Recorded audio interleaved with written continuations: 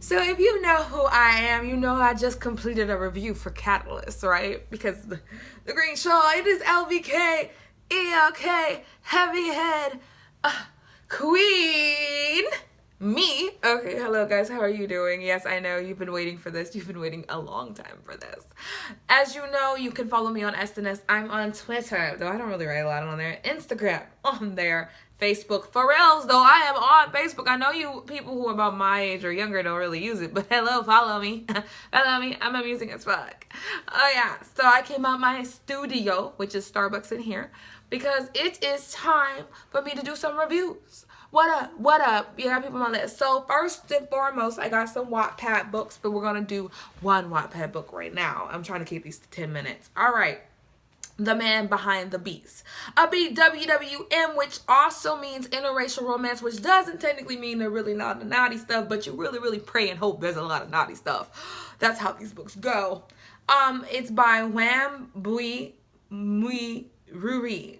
I'm gonna call her Miss Wham because that's a long name. I'm not gonna say it a bunch of times. The link is gonna be down below. She has 985,000 reads on this book. Oh, bless you, darling. She has 57.7 thousand votes. And she has 35 chapters to the story. And it is completed, y'all. Hey! And she said something about editing it, but I don't know. Whatever. Okay. By the way, I want you guys to know that this is basically a play on Beauty and the Beast. Okay. So I'm about to read, the summary. You know how it goes. He fell into despair and lost all hope. For who could ever love a beast? Dash Beauty and the Beast. When Elle stumbled upon an ad for a stay-in chef, she thought the universe had finally tipped in her favor. After graduating from culinary school, she wasn't sure what direction her life would go in. ... Until she met Stefan DeGramont. I don't know if I said that right. At first, he seemed like a cold-hearted, presumptuous, egotistical asshole. As she grew to know him, well, I guess you could add Mafia boss to the list. Like that. Now tangled in his crazy Mafia business, will something fragile like her heart be on the line? Or maybe something more risky like her life? Could all this be avoided if she can learn to love the man behind the beast before it's too late? I meant beast, not beast. Big lips do cause harm. A thorn defends the rose, harming only those that will steal the blossom. Ooh, okay. I see you, Miss Whammy. Miss Wamba. I got you. So first of all, let me make it clear. When I pre-read this story, I was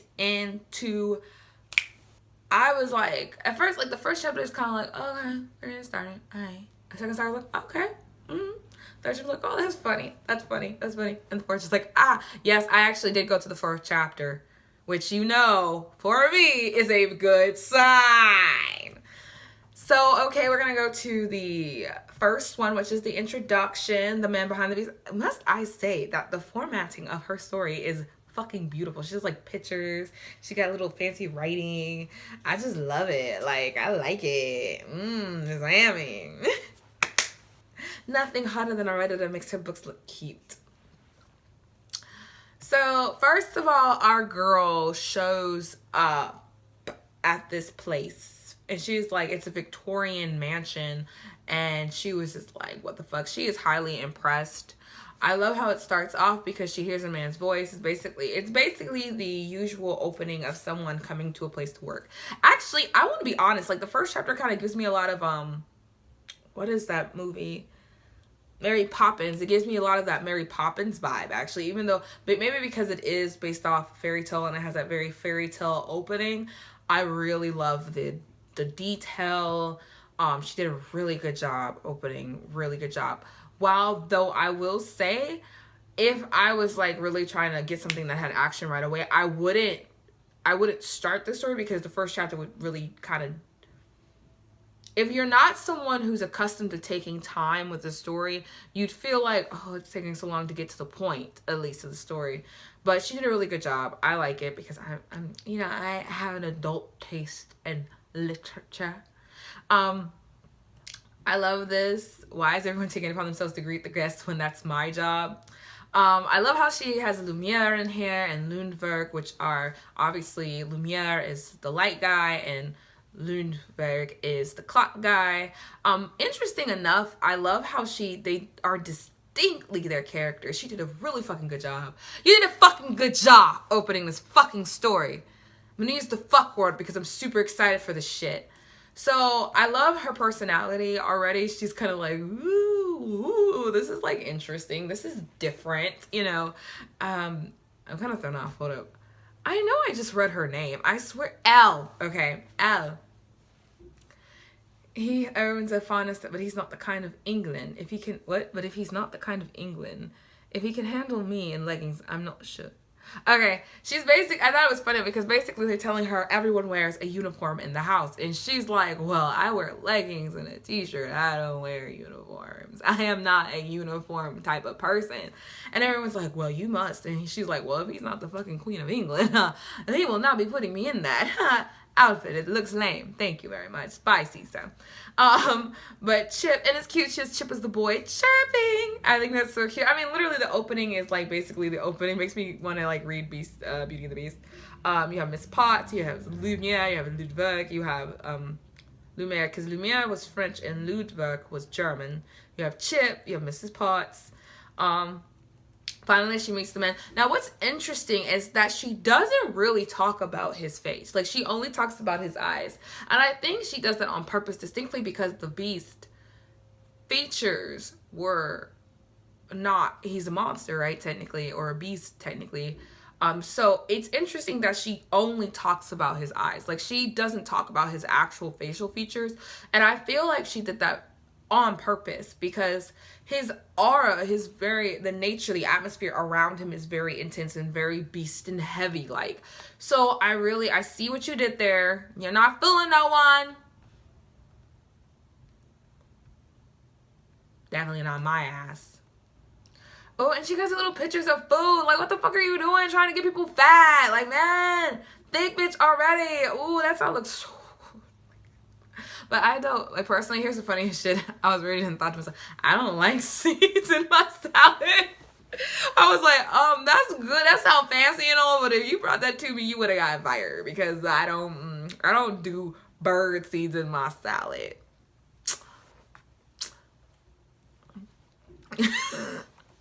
Okay, so we get to the second chapter, prepare the food like your job depends on it. So this is where it picks up a bit and I start to kind of laugh and chuckle. So he tells her basically, don't be arrogant. You can't come up in here acting like you own shit. And she like, I know this nigga is not talking to me about being not arrogant. Like, oh, so we only talk, oh, so you fire people who are arrogant. So why haven't you fired yourself? Like, you haven't though. Like, what? But she was like, okay. So, yeah, so see, my homegirls out. We see each other. Okay, so he's telling her the rules, like, you're going to prepare me 3 meals a day like I'm your damn wife. But then again, she's a cook, so it is what it is.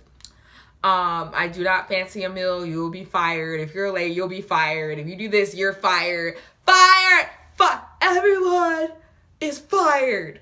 Oh my God, why did I do that? I can't. You know exactly who I was imitating, so...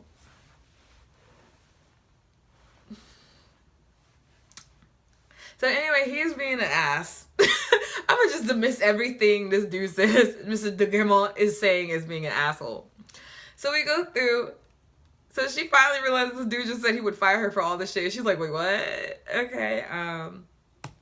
Then he takes her to where she needs to be, which is the kitchen. And she's like, oh my God, I would rub myself on this. Can I fuck myself on this? If this kitchen was a man, I would marry it. I've said that a lot. I said if Ed Sheeran's voice was a man, I would do it. If, who else? There's so many people randomly. If that thing was a man, I would sleep with it. God, like, you know, when you think about this stuff, you realize how much of a, like, how you really are in your mind. Like, if his snake was a man, I'd sleep with it. Like the guy who played Severus Snape, if Severus Snape's voice was a man, I would sleep with it. If you don't think you would do that, you are a liar, or you don't know how sexy his voice was.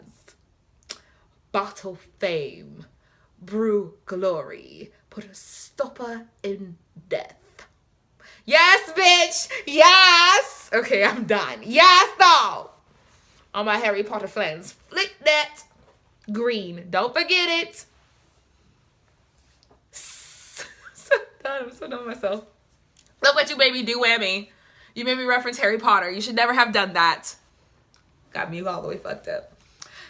So I love it. So she like basically is told like 5:37, I eat at 6:30, make my shit. And she's like, what the? Okay, so she's like worried, all that stuff. Like, I gotta get this job. Basically, you know, it's a good opportunity. She doesn't really have anything else planned. You know, she's kind of on her own. So, you know, she's trying to do her best. So, like, basically, but Miss Potts is like this, Miss Potts, I hate to say this, but she's kind of written her in the sense of the really friendly old lady who might have actually really killed her husband. Like, if you haven't watched Arsenic and Old Lace, she makes me think of Arsenic and Old Lace. Like, I'm going to be really nice, but technically, I've killed a lot of people in my past. Oh, darling, don't worry about it. He's always grumbly and rumbly. But he's actually a really kind man on the inside. Yeah, something along those lines. Anyway, so Miss Potts is in there acting like, shocked. 15 minutes! You have 15 minutes! And so she runs out there, gives him a delicious salad. He eats it. He likes it. She doesn't get fired. Deep health, okay? So then she's like, I can do this. So then the next thing, she's like, okay, fuck it. I'm going to give him the middle course. Because it's funny as fuck when Miss Potts says, well, he didn't have this first time eating salad. Oh, it's his first time eating a salad. You weren't going to tell me that? Well, Miss Potts was like, well, I thought it wouldn't, you know, do for me to be. You were just so confident. Like, I feel like you could do it. Bitch, really? My job's on the line. Don't play no games. Don't play these games with me. So then the second one, she gives her some fancy salmon. I'm not going to go over it. I can tell you what's all up in it, like olive oil and fancy this and fancy that. But it's basically a baked salmon with some yellow sweet sauce. It's basically salmon with some honey mustard. You know it was some honey mustard on that damn salmon. So anyway, it's salmon. He drinks it and he's like, you know. So back to it. So she makes the salmon. She does something with some avocado. But avocado, anything is delicious. And she gives it to him. He eats it. Delicious. You know, most things are good when you have the word puree involved. Puree. I wanted to do it again because I feel like my bunny ears were not hoppy enough. Hop, hop. So next, he like moans, he eats it, blah, blah. And then finally she goes back and she's like, yes, I'm done. And then Miss Potts is like, so about dessert? And she's like, excuse me, what did you just say? I'm telling you, ma'am, dessert. You need to make his dessert. Well, fuck my life. So the homegirl's like, I gotta get some. So she's like grabbing shit. She's done. And she makes a big plate. And he's like, bitch, I know you flaked this, but you fired. And she like, what? No, actually, she was late. Then he ate it. And he was like, nah, this ain't, I know you went, before you brought that shit in here. So, nah, deuces. So then she's like in shock. And then like, she's like, you know what? I'm Gucci. Pack my shit up. And then Lumiere comes in and he's like, you know, basically telling her he fired you, blah, blah. And then they have like a mini conversation. I'm not gonna get into it. If you want to know about it, read the book. And then they're in there and she's like, Lumiere's like, then she asks like Lumiere where he's from. And he started being shady like, oh, well, I'm from where DeGramont is from. I'm from the Chateau. And then he's like, oh, so you, and then she repeats Chateau like with like she's French. And he's like, well, how does that? And then conveniently, well, I guess I always say conveniently because it is always technically convenient when a character has traits or has a background in a place where you wouldn't think they would. And she's like from New York, but her mom was an artist. And because her mom was an artist and she wouldn't kind of be a free artist, but instead with food, she kind of, you know, you get kind of a bit of a background. But Lumiere was free because she's like, oh, so blah, blah, blah. He's like, well, my family has an agreement with the boss and I am here to represent that agreement. And then he's like, I like, Fire and I have an affinity for each other. Like, Lumiere just keeps saying shit that just made me like, okay, so either you an arsonist or you kill someone and you're an arsonist. Like, something about your statements kind of making me feel like you're a dangerous person. I mean, I don't want to, like, you know, prejudge, but, you know, you sound a bit criminal, like, all right? So that's why I'm telling you, Miss Potts is a criminal, and too, even Chip's a criminal. So then, like, we go through, she's basically definitely gone, and, he basically says bye. So then later, Miss Potts is like, well, I'm going to talk to him. He's being overly sensitive or some shit. And she goes to him, and what's her name was talking, like I told you, she was talking to Lemire. He comes up, he's like, I would like to talk to her alone. Mind you, in my mind, when he said I want dessert, you know what my naughty ass was thinking? I was like, well, you should have just poured some honey on yourself, rubbed yourself down with some vanilla, lay down and been like, dessert yourself, Mr. DeGramont. Though we still don't know what the fuck this dude looks like. We just know he has a very intense gaze. What color are his eyes? How does it feel? How does he breathe? Does he breathe intensely too? Does he see intensely?